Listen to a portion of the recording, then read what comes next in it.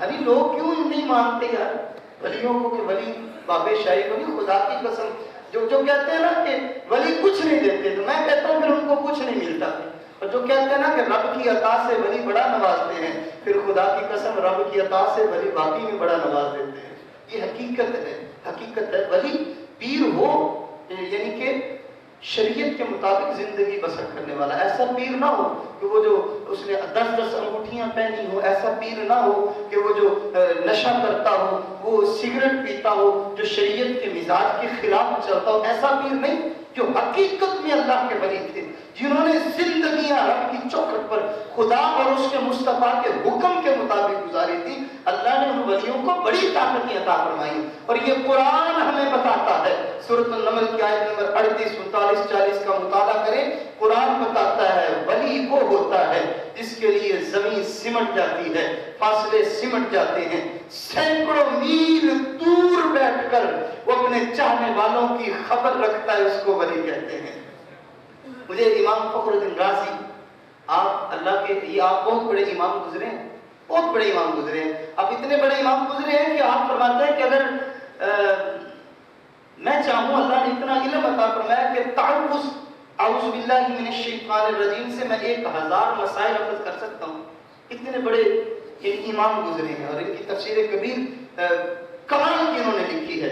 اس میں ہر فکر کا جو شخص ہے وہ اس سے استفادہ حاصل کرتا ہے.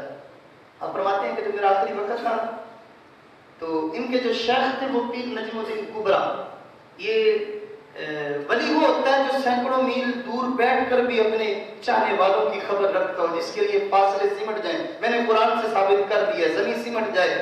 زمین یعنی کہ جو سفر ہے وہ سینکڑوں میل کی مسافت چند لمحوں میں طے کر لے, اس کو ولی کہتے ہیں. آپ فرماتے ہیں جب میرا آخری وقت آیا نا تو شیطان نے کہا کہ راضی کس کو مانتا ہے؟ فرمانے لگے کہ میں نے کہا میں خدا کو مانتا ہوں. کہنے لگے خدا کتنے ہیں؟ تو امام فخر الدین رازی علیہ رحمۃ فرماتے ہیں کہ خدا ایک ہے. کتنے ہیں؟ ایک ہی خدا ہے. کہنے لگا اچھا پھر خدا کے ایک ہونے پہ دلیل دو. اب امام فخر الدین رازی علیہ رحمۃ نے دلیل دی خدا کی ایک ہونے پہ کہ وہ وحدہ لا شریک ہے. اس نے اس دلیل کو توڑ دیا, رد کر دیا. چونکہ شیطان کو بھی اللہ نے بڑے علوم عطا فرمائے ہیں. زمین کا کوئی ایسا ذرہ, کوئی ایسا کونا نہیں جہاں پر اس نے کئی ہزار سال تک سجدہ ریزی نہ کی ہو. روایت میں آتا ہے آسمان کا کوئی حصہ نہیں ہے جہاں پر اس بدبخت نے رب کی عبادت نہ کی ہو, رکوع اور سجود نہ کی ہو. کوئی ایسا ذرہ نہیں اس کائنات میں. پھر جا کر اللہ نے اس کو یہ مقام عطا فرمایا. اور پھر اس نے انکار کیا آدم صفی اللہ کو سجدہ کرنے کا, تو اللہ نے پھر اس کو اپنی چوکھٹ سے نکال دیا. فخرج منھا فإنک رجیم وإن علیک لعنتی. بڑے علوم تھے اس کے پاس, فرشتوں کا سردار تھا. اس نے رد کر دیا. فخر الدین رازی فرماتے ہیں میں نے دوسری دلیل, تیسری, چوتھی, یہاں تک کہ میں نے 100 دلیلیں دی رب کے ایک ہونے پر. کیونکہ اللہ نے بڑا علوم عطا فرمائے تھے, بڑا مقام عطا فرمایا تھا. کہتے جی شیطان نے 100 کے 100 دلائل کو رد کر دیا, آگے سے رد کر دیا کہ نہیں یہ آپ کی دلیل بھی ٹھیک نہیں ٹھیک. کہتے قریب تھا کہ میں بہک جاتا, میں بھٹک جاتا. 100 دلائل دیے میں نے رب کے ایک ہونے پر, اور شیطان نے 100 کے 100 دلائل کو رد کر دیا. سینکڑوں میل دور آپ کے جو شیخ پیر نجم الدین کبرا علیہ رحمہ آپ تشریف فرما تھے, اور آپ نے جب نگاہ اٹھائی تو فخر الدین رازی پر پڑی, تو آپ نے فرمایا کہ لو بھائی جو بیلی ہے وہ حملہ کر رہا ہے میرے مرید پر. سینکڑوں میل دور بیٹھ کر آپ وضو فرما رہے تھے, اور آپ نے یوں پانی چلو میں لیا اور آپ نے یوں پھینکا, اور وہاں پر حضرت امام فخر الدین رازی فرماتے ہیں اس کے چھینٹے مجھ پر پڑے, اور آپ نے اس وقت وہاں سینکڑوں میل دور بیٹھ کر یہ صدا لگائی, آواز لگائی کہ اوے راضی تو اس بدبخت کو کہہ کیوں نہیں دیتا کہ میں اپنے رب کو, رب کا ایک ہونا بغیر دلیل کے مانتا ہوں. فرماتے ہیں قریب تھا کہ میں بہک جاتا, سینکڑوں میل دور بیٹھے میرے شیخ نے میرے ایمان کو بچا لیا. تو ولی وہ ہوتا ہے جو سینکڑوں میل دور بیٹھا اپنے چاہنے والوں کی خبر رکھتا ہو, ان پر نظر رکھتا ہو, اس کو ولی کہتے ہیں. یاد رکھیے گا میں شروع میں بھی یہ بات عرض کر چکا ہوں, اللہ نے اپنے ولیوں کو بڑا نوازا ہے. اللہ والوں کو بڑی قوتیں ہیں. جو شیطان کو دے سکتا ہے, جو دشمن کو دے سکتا ہے, قوت دے سکتا ہے, طاقت دے سکتا ہے, پھر وہ اپنے ولیوں کو کتنا نوازتا ہوگا. شیخ سعدی شیرازی فرماتے ہیں نا کہ دوستا رات جا کلی معلوم تو کے بعد دشمنا نظر داری. جب تو دشمنوں کو اتنا इतना देता है तो फिर यारों को कितना नवाजता होगा। तो अल्लाह वालों से निस्बत कायम रखें।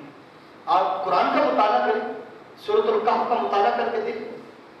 ये दूसरे रुकू या तीसरे रुकू में गालिबन ये पूरा किस्सा अल्लाह ने असहाबे कहफ का फरमाया है।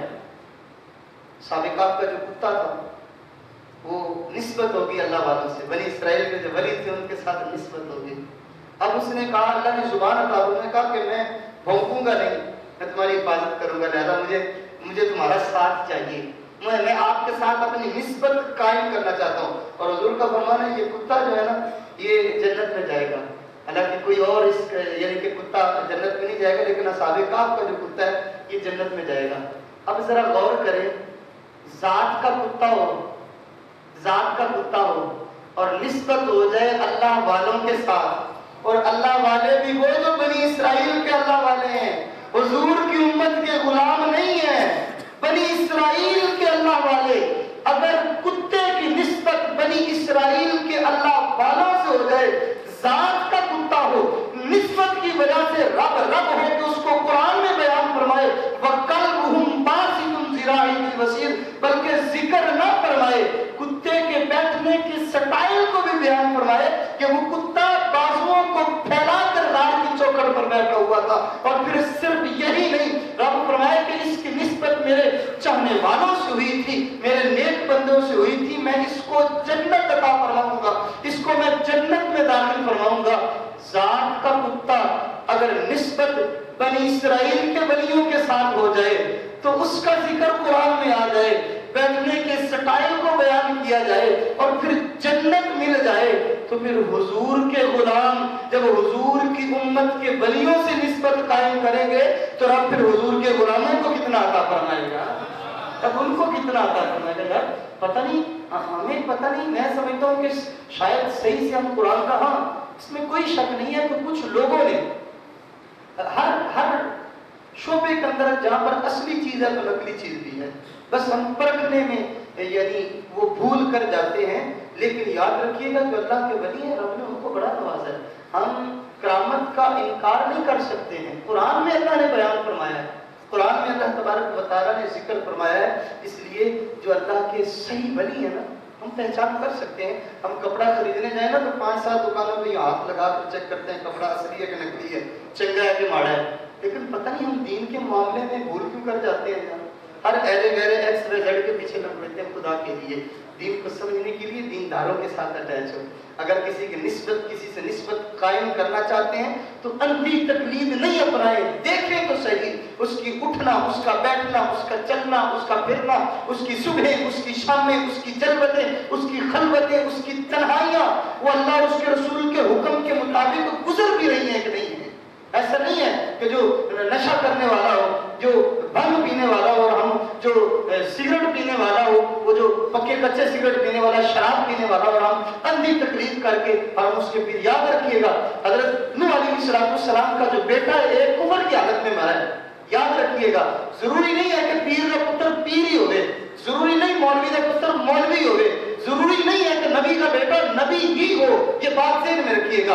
आप परखें, अल्लाह ने आपको यानी कि अकल अता फरमाई है, देखें ये बाकी में शरीयत के मिजाज के मुताबिक चल रहा है कि नहीं, ये पंजगाना नमाजें भी पढ़ता है कि नहीं, इन्हें 10-10 अंगूठियां तो नहीं आ जाता जो पाई हुई। देखें जरा, ये कहीं ऐसा तो नहीं है कि फराइज को छोड़ रहा है, कहीं ऐसा तो नहीं है कि मर्द और जन के अंदर इख्तिलाफ कर रहा है। अगर नहीं है तो समझ लें वो बाकी में अल्लाह उसके रसूल के हुक्म के मुताबिक जिंदगी बसर कर रहा है। फिर उसकी तकलीद करें, निस्बत कायम करें। तो खुदा की कसम, रब अल्लाह वालों की निस्बत से अगर कुत्ते को नवाज सकता है तो हम तो फिर भी अशरफुल मखलूकात हैं, हम तो फिर भी रसूलुल्लाह का कलमा पढ़ने वाले हैं। फिर रब हमें कितना नवाजेगा, हमें कितना अता फरमाएगा। बस आपसे गुजारिश है कि जो बाकी में अल्लाह वाले हैं, जिनकी जिंदगियां खुदा और उसके मुस्तफा के हुक्म के मुताबिक गुजर रही हैं, अल्लाह ने उनको बड़ा नवाजा है। उनके साथ निस्बत कायम कर लें, अटैच हो जाएं, उनके साथ मिल जाएं। दुनिया भी संवर जाएगी, मरने के बाद आखिरत भी संवर जाएगी। दुआ करता हूँ अल्लाह खालिक के की बारगाह में अल्लाह जल्ला जलालहू सही मानों में दीन इस्लाम को